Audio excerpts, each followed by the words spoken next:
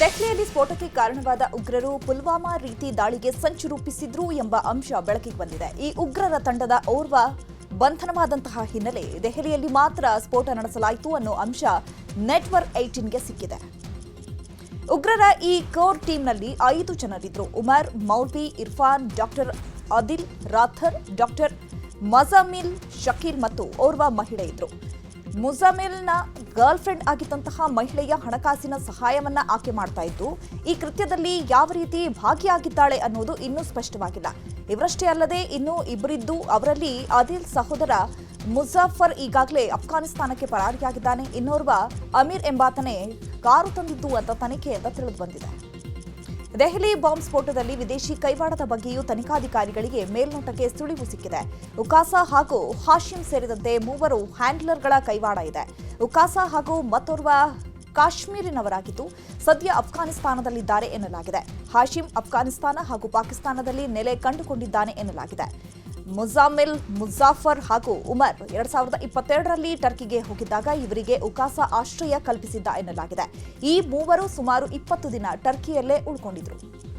ಉಗ್ರರ core ಟೀಮ್ನಲ್ಲಿದ್ದ maulvi ಇರ್ಫಾನ್ನ phone trace ಮಾಡಲಾಗಿದ್ದು, ಕಳೆದ 2 ತಿಂಗಳಲ್ಲಿ ಹಲವು ಬಾರಿ ಅಫ್ಘಾನಿಸ್ತಾನಕ್ಕೆ ಕರೆ ಬಂದಿರೋದು ಗೊತ್ತಾಗಿದೆ. ಮುಜಾಫರ್ ಪಾಕಿಸ್ತಾನ ಹಾಗೂ ಅಫ್ಘಾನಿಸ್ತಾನದಲ್ಲಿ ಲಿಂಕ್ ಇಟ್ಕೊಂಡಿದ್ದೂ ಗೊತ್ತಾಗಿದೆ. ಪುಲ್ವಾಮಾ ಮಾದರಿಯ ದಾಳಿಯ ಸ್ಕೆಚ್ನಲ್ಲಿ ಮೌಲ್ವಿ, ಇರ್ಫಾನ್ ಹಾಗೂ ಉಮರ್ ಪಾತ್ರ ಅತ್ಯಂತ ಪ್ರಮುಖವಾಗಿತ್ತು ಅಂತ ತನಿಖೆಯಿಂದ ತಿಳಿದುಬಂದಿದೆ. ದೆಹಲಿ ಬಾಂಬ್ ಬ್ಲಾಸ್ಟ್ ಪ್ರಕರಣದ ಸಂಬಂಧ ಎನ್ಐಎಯಿಂದ ತನಿಖೆ ಚುರುಕುಗೊಂಡಿದೆ. ಇನ್ನು ತನಿಖೆ ವೇಳೆ ಸ್ಫೋಟಕ ಮಾಹಿತಿ ಬಯಲಾಗಿದೆ. ಫರೀದಾಬಾದ್ನಲ್ಲಿರುವಂತಹ ಅಲ್ ಫಲಾಹ್ ವಿವಿಯ ರೂಮ್ ನಂಬರ್ 13ರಲ್ಲಿ ಶಂಕಿತ ಉಗ್ರರ ಅಡ್ಡೆಯಾಗಿತ್ತು ಎಂಬುದು ತಿಳಿದು ಬಂದಿದೆ. ಅಲ್ಲದೆ ವಿವಿಯಲ್ಲಿರುವಂತಹ ಲ್ಯಾಬ್ನಲ್ಲೇ ಸ್ಫೋಟಕಗಳ ತಯಾರಿಯನ್ನ ಮಾಡ್ತಾ ಇದ್ರು ಅಂತಲೂ ಕೂಡ ತಿಳಿದು ಬಂದಿದ್ದು, ಹೀಗಾಗಿ ಅಧಿಕಾರಿಗಳು ಲ್ಯಾಬ್ನಿಂದ ಸ್ಯಾಂಪಲ್ಗಳನ್ನು ಸಂಗ್ರಹಿಸಿಕೊಂಡಿದ್ದಾರೆ. ಅಲ್ಲದೆ ಲ್ಯಾಬ್ಗೆ ತನಿಖಾಧಿಕಾರಿಗಳು ಬೀಗ ಹಾಕಿ ಸೀಸ್ ಮಾಡಿದ್ದಾರೆ. ಅಲ್ ಫಲಾಹ್ ವಿಶ್ವವಿದ್ಯಾನಿಲಯ ನ್ಯಾಕ್ ಮಾನ್ಯತೆಯನ್ನ ಪಡೆದಿಲ್ಲ ಅನ್ನೋ ಮಾಹಿತಿ ಇದೀಗ ಲಭ್ಯವಾಗಿದೆ. ಈವರೆಗೆ ಅಲ್ ಫಲಾಹ್ ವಿಶ್ವವಿದ್ಯಾನಿಲಯ ನ್ಯಾಕ್ ಮಾನ್ಯತೆಗಾಗಿ ಅರ್ಜಿಯನ್ನೇ ಸಲ್ಲಿಸಿಲ್ಲ ಅಂತ ನ್ಯಾಕ್ ಅಧಿಕಾರಿಗಳು ಹೇಳಿದ್ದಾರೆ. ಈ ಬಗ್ಗೆ ವಿಶ್ವವಿದ್ಯಾನಿಲಯಕ್ಕೆ ನ್ಯಾಕ್ ಶೋಕಾಸ್ ನೋಟಿಸ್ ಅನ್ನು ನೀಡಿದೆ. ಶೋಕಾಸ್ ನೋಟಿಸ್ನಲ್ಲಿ ಅನೇಕ ಪ್ರಶ್ನೆಗಳನ್ನು ನ್ಯಾಕ್ ಎತ್ತಿದೆ. ವಿಶ್ವವಿದ್ಯಾನಿಲಯದಲ್ಲಿ ಅನೇಕ ಭಯೋತ್ಪಾದನಾ ಚಟುವಟಿಕೆ ನಡೆದಿರುವ ಬಗ್ಗೆ ವರದಿಯಾಗಿದೆ. ನಾವ್ಯಾಕೆ ವಿಶ್ವವಿದ್ಯಾನಿಲಯದ ವಿರುದ್ಧ ಕಠಿಣ ಕ್ರಮ ಕೈಗೊಳ್ಳಬಾರದು ಅಂತ ಪ್ರಶ್ನಿಸಲಾಗಿದೆ. ಇಷ್ಟೇ ಅಲ್ಲದೆ ಅಲ್ ಫಲಾಹ್ ವಿವಿಗೆ ನೀಡಿರುವಂತಹ ಸವಲತ್ತುಗಳನ್ನು ಹಿಂಪಡೆಯುವುದಕ್ಕೆ ಎಂಎನ್ಸಿಗೆ ಪತ್ರ ಬರೀತೇವೆ ಅಂತ ನ್ಯಾಕ್ ಹೇಳಿದೆ. ಸದ್ಯ ಈ ಎಲ್ಲ ಎಕ್ಸ್ಕ್ಲೂಸಿವ್ ಮಾಹಿತಿ ನ್ಯೂಸ್ 18ಗೆ ಸಿಕ್ಕಿದೆ. ದೆಹಲಿ ಕೆಂಪುಕೋಟೆ ಬಳಿ ಕಾರು ಸ್ಫೋಟ ಪ್ರಕರಣಕ್ಕೆ ಸಂಬಂಧಪಟ್ಟಂತೆ bomber doctor Umar, doctor Muzammil dairy ಪತ್ತೆಯಾಗಿದೆ. ಈ ಡೈರಿಗಳನ್ನು ವಶಕ್ಕೆ ಪಡೆದಿರುವಂತಹ ಎನ್ಐಎ ಆಫೀಸರ್ಸ್ ತನಿಖೆಯನ್ನು ಚುರುಕುಗೊಳಿಸಿದ್ದಾರೆ. ಇದೇ ಡೈರಿಯಲ್ಲಿ ಜಮ್ಮು ಕಾಶ್ಮೀರ ಫರೀದಾಬಾದ್ ಮೂಲದ ಸುಮಾರು 25 ಜನರ ಹೆಸರು ಉಲ್ಲೇಖವಾಗಿದೆಯಂತೆ. ಇನ್ನು ಡೈರಿಯಲ್ಲಿ ಕೆಲವು ಕೋಡ್ ವರ್ಡ್ಗಳು ಇದೆಯಂತೆ. ಈ ಕೋಡ್ ವರ್ಡ್ಗಳನ್ನು ಅಧಿಕಾರಿಗಳು ಡಿಕೋಡ್ ಮಾಡ್ತಿದ್ದಾರೆ. ಇನ್ನು ಪತ್ತೆಯಾದಂಥ ಡೈರಿಯಲ್ಲಿ ಸಾಕಷ್ಟು ಪ್ರಮುಖ ವಿಚಾರಗಳು ಗೊತ್ತಾಗ್ತಾ ಇದೆ. ಕೆಂಪುಕೋಟೆ ಬಳಿ ಸ್ಫೋಟಕ್ಕೆ ಮತ್ತೊಂದು ಕಾರು ಬಳಕೆ ಮಾಡಲಾಗುತ್ತಾ ಅನ್ನೋ ಅನುಮಾನ ಈಗ ದಟ್ಟವಾಗಿದೆ. ಕೆಂಪುಕೋಟೆ ಬಳಿ ಹುಂಡೈ i20 ಕಾರ್ ಸ್ಫೋಟವಾಗಿತ್ತು. ಇನ್ನೊಂದು ಕಡೆ ಫರೀದಾಬಾದ್ನಲ್ಲಿ ಅಧಿಕಾರಿಗಳು ಉಮರ್ ಹೆಸರಿನಲ್ಲಿ ನೋಂದಣಿ ಆಗಿದ್ದಂತಹ ಕಾರ್ ವಶಕ್ಕೆ ಪಡೆದಿದ್ದಾರೆ. ಕೆಂಪು ಬಣ್ಣದ ಫೋರ್ಡ್ ಇಕೋ ಸ್ಪೋರ್ಟ್ಸ್ ಕಾರ್ ಇದಾಗಿದೆ. ಸದ್ಯ ಅಧಿಕಾರಿಗಳು ಕಾರ್ ಪರಿಶೀಲನೆ ಮಾಡಿದ್ದು ಕಾರ್ ವಶಕ್ಕೆ ಪಡ್ಕೊಂಡಿದ್ದಾರೆ.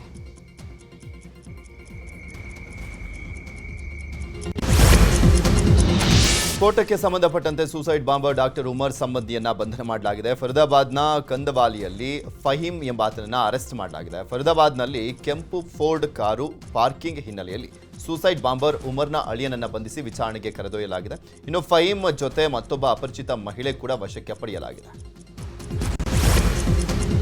ಸ್ಫೋಟಕ್ಕೂ ಮುನ್ನ ಮಸೀದಿಗೆ ತೆರಳಿದ್ದ ಉಮರ್ ಅಲ್ಲಿ ನಮಾಜ್ ಮಾಡಿದ್ದಾನೆ. ಸುನೇರಿ ಮಸೀದಿ ಬಳಿ ಪಾರ್ಕಿಂಗ್ ಸ್ಥಳದಲ್ಲಿ ತನ್ನ i20 ಕಾರ್ ಪಾರ್ಕ್ ಮಾಡಿದಂತಹ ಉಮರ್ ಆ ಬಳಿಕ ನಮಾಜ್ಗೆ ತೆರಳಿದ್ದಾನೆ. ಇನ್ನು ನಮಾಜ್ಗೆ ತೆರಳುವ ದೃಶ್ಯ ನ್ಯೂಸ್ 18ಗೆ ಲಭ್ಯವಾಗಿದೆ.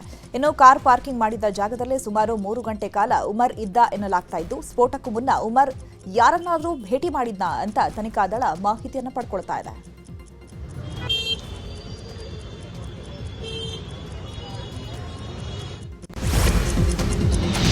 ದೆಹಲಿ ಬ್ಲಾಸ್ಟ್ ವಿಚಾರವಾಗಿ ಕಲಬುರಗಿಯಲ್ಲಿ ಶಿವಸೇನೆ ರಾಜ್ಯಾಧ್ಯಕ್ಷ ಸಿದ್ದಲಿಂಗ ಸ್ವಾಮೀಜಿ ಪ್ರತಿಕ್ರಿಯೆಯನ್ನು ಕೊಟ್ಟಿದ್ದಾರೆ. ಕೇಂದ್ರ ಸರ್ಕಾರದ ನಿರ್ಲಕ್ಷ್ಯದಿಂದ ದೆಹಲಿಯಲ್ಲಿ ಬಾಂಬ್ ಬ್ಲಾಸ್ಟ್ ಆಗ್ತಾ ಇದೆ. ಈ ಘಟನೆಯಿಂದಾಗಿ ಎನ್ಡಿಎ ಆಡಳಿತಕ್ಕೆ ಕಪ್ಪು ಚುಕ್ಕೆ ಆಗಿದೆ. ಈ ಆತಂಕವಾದಿಗಳ ಉದ್ದೇಶ 2047ಕ್ಕೆ ಭಾರತವನ್ನು ಇಸ್ಲಾಮಿಕ್ ರಾಷ್ಟ್ರ ಮಾಡುವಂತ ಉದ್ದೇಶವನ್ನು ಹೊಂದಿದ್ದಾರೆ. ಈ ಘಟನೆಯಲ್ಲಿ ಹಿಂದೂಗಳು ಮಾತ್ರವಲ್ಲದೆ ಮುಸ್ಲಿಮರು ಮೃತಪಟ್ಟಿದ್ದಾರೆ. ಇಂತಹ ಘಟನೆ ಆಗಬಾರ್ದಿತ್ತು. ಪಾಕಿಸ್ತಾನಕ್ಕೆ ಭಾರತ ನಿರಂತರವಾಗಿ ಪಾಠ ಕಲಿಸುವಂತ ಕೆಲಸವನ್ನು ಮಾಡಬೇಕು ಅಂತ ಹೇಳಿದ್ದಾರೆ. ಮುಸ್ಲಿಂ ಟೆರರಿಸಂ ಜೈಷ್ ಎ ಮೊಹಮ್ಮದ್ ಸಂಘಟನೆಯಿಂದ ಆಗಿದೆ. ಆ ಬಾಂಬ್ ಬ್ಲಾಸ್ಟ್ನಿಂದ ಸುಮಾರು 13 ಜನ ಸಾವನ್ನಪ್ಪಿದ್ದು, 20-25ಕ್ಕಿಂತಲೂ ಹೆಚ್ಚು ಜನ ಗಂಭೀರವಾಗಿ ಗಾಯಗೊಂಡಿದ್ದಾರೆ. ಭಾರತದ ಇತಿಹಾಸದಲ್ಲಿ ಮತ್ತು NDA ಸರ್ಕಾರದ ಆಡಳಿತಕ್ಕೆ ಒಂದು ಕಪ್ಪು ಚುಕ್ಕೆಯಾಗಿದೆ. ಈ ಆತಂಕವಾದಿಗಳ ಉದ್ದೇಶ 2047ಕ್ಕೆ ಭಾರತವನ್ನ ಇಸ್ಲಾಮೀಕರಣ ಮಾಡಬೇಕು ಅನ್ನುವಂತಹ ರೀತಿಯಲ್ಲಿ ಅವರು ಹೋರಾಟ ಮಾಡ್ತಾ ಇದ್ದಾರೆ. ಇದು ಅತಿ ಘೋರ ಕೃತ್ಯ. ದೆಹಲಿ ಬಾಂಬ್ ಬ್ಲಾಸ್ಟ್ ಪ್ರಕರಣದ ಬಗ್ಗೆ ಶಿವಮೊಗ್ಗದಲ್ಲಿ ಮಾತನಾಡಿದ ಬಿಜೆಪಿ ರಾಜ್ಯಾಧ್ಯಕ್ಷ ಬಿವೈ ವಿಜಯೇಂದ್ರ, ಇದು ಉಗ್ರರ ದಾಳಿ ಎಂದೇ ಹೇಳಬೇಕು. ಇಂತಹ ಸಂದರ್ಭಗಳಲ್ಲಿ ಎಲ್ಲ ಪಕ್ಷಗಳು ಒಟ್ಟಾಗಿ ಒಗ್ಗಟ್ಟು ಪ್ರದರ್ಶಿಸಬೇಕಿತ್ತು. ಆದರೆ ಕಾಂಗ್ರೆಸ್ ನಾಯಕರು ಮನಬಂದಂತೆ ಮಾತನಾಡುತ್ತಿದ್ದಾರೆ. ರಾಹುಲ್ ಗಾಂಧಿ ಈ ತನಕ ಘಟನೆ ಕುರಿತು ಹೇಳಿಕೆ ಆಗಲಿ ಖಂಡನೆ ಆಗಲಿ ನೀಡಿಲ್ಲ. ಸಂಕಷ್ಟದ ಸಂದರ್ಭದಲ್ಲಿ ದೇಶದ ಪರವಾಗಿ ಉಗ್ರ ಕೃತ್ಯ ಖಂಡಿಸಿಲ್ಲ ಅಂತ ಕಿಡಿಕಾರಿದರು. ಇಂಥ ಸಂದಿಗ್ಧ ಸಂದರ್ಭದಲ್ಲಿ ಎಲ್ಲ ರಾಜಕೀಯ ಪಕ್ಷಗಳು ಒಟ್ಟಾಗಿ ಒಂದೇ ಧ್ವನಿಯಲ್ಲಿ ಮಾತನಾಡಬೇಕಾಗ್ತದೆ. ಇದು ಆದ್ಯತೆ ಆಗಬೇಕಾಗಿತ್ತು.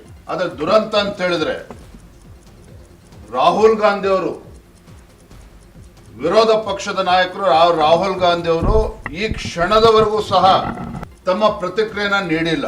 ಮತ್ತೊಂದು ಕಡೆ ಕಾಂಗ್ರೆಸ್ ಪಕ್ಷದ ಹಿರಿಯರು ಮನಬಂದಂತೆ ಮಾತನಾಡ್ತಾ ಇದ್ದಾರೆ. ಕಾಂಗ್ರೆಸ್ ಪಕ್ಷದ ನಾಯಕರ ಹೇಳಿಕೆಗಳೇನಿದ್ದಾವೆ, ಇದು ಮೂರ್ಖತನದ ಪ್ರದರ್ಶನವನ್ನ ಕಾಂಗ್ರೆಸ್ ಪಕ್ಷದ ಮುಖಂಡರು ಮಾಡ್ತಾ ಇದ್ದಾರೆ.